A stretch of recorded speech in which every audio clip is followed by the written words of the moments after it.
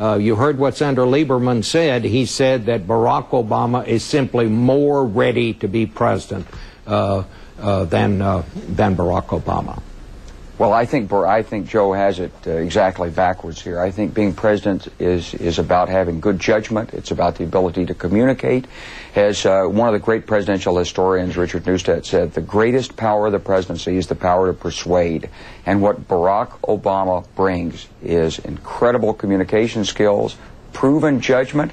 You look at his meteoric rise in politics and you see a guy who deals with people well, who understands issues, who brings people together, and who has good judgment in moving forward. And I think what we need to do, Bob, is we need to stop talking about the old politics of left and right, and we need to pull together and move the country forward.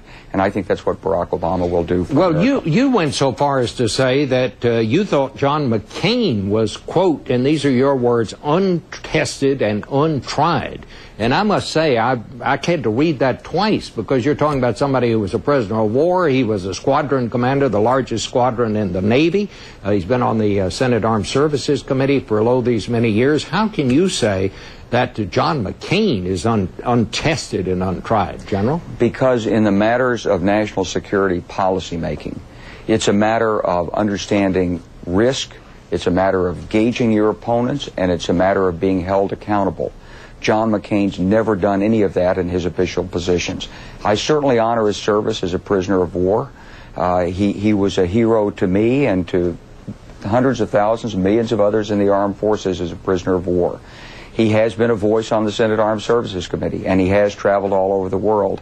But he hasn't held executive responsibility. That large squadron in the Navy that he commanded, it wasn't a wartime squadron.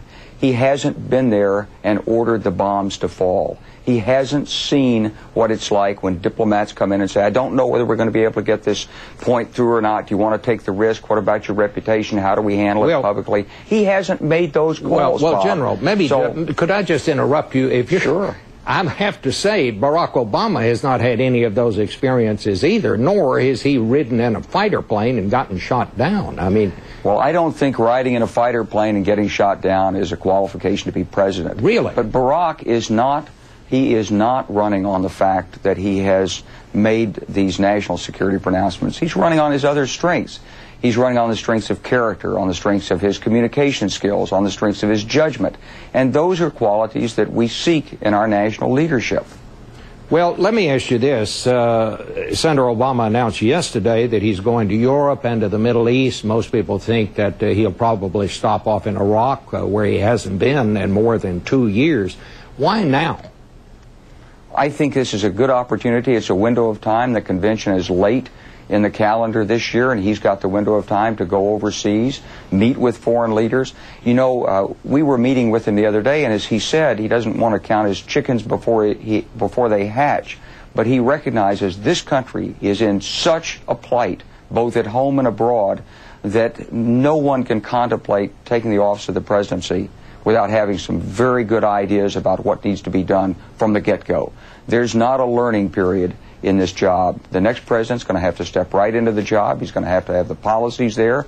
And I think Barack is taking a very sensible view of this by going abroad and meeting firsthand the leaders at this critical moment in times of America's needs abroad. General, what do you think would be the impact, let's say, on Iran, on the neighborhood around Iraq, if, in fact, Senator Obama is elected and he does announce that he's going to bring back the troops on a specific time schedule? As Senator Lieberman said, he's totally discounting things that could happen along the way. Would he follow that schedule no matter what? Well, I don't think Barack Obama is discounting things that have happened along the way. I think the critique is more like this, Bob, that the Bush administration and Joe Lieberman in the forefront have from the beginning relied excessively on military force as the answer to all the nation's security problems. And what Barack Obama understands is that military force may have to be used as a last resort, but it's not the first resort. So let's take the case of Iraq. This administration went to a war it didn't really have to fight. Barack Obama called it like it was at the time in his speech early on before we went into Iraq. And Once there, the administration relied excessively on the men and women in uniform. It failed to put in place the overarching diplomatic strategy and the regional strategy that was necessary to deal with Iraq's neighbors. It more or less invited Iranian incursions by threatening that Iran and Syria were next on the hit list in military actions and efforts in the region, without having an effective strategy in the region. So when we talk about troop withdrawals from Iraq, yes, I think the major muscle movement for the United States needs to be less reliance on military power and more reliance on all the other tools of U.S. power, including diplomacy. So it's within that vein that Barack Obama is talking about pulling troops back from Iraq. It doesn't mean that he's not going to be sensitive to other actions in the region. He's going to be much more sensitive to those actions than the kind of mechanistic, militaristic response that John McCain has habitually given. What I think we'll see from an Obama campaign is a regional strategy that does include dialogue with all of Iraq's neighbors, and in which the military component is one part of an overarching strategy to protect American interests. Do you think that Barack Obama is going to put Hillary Clinton on the ticket? Would that be a good thing, General?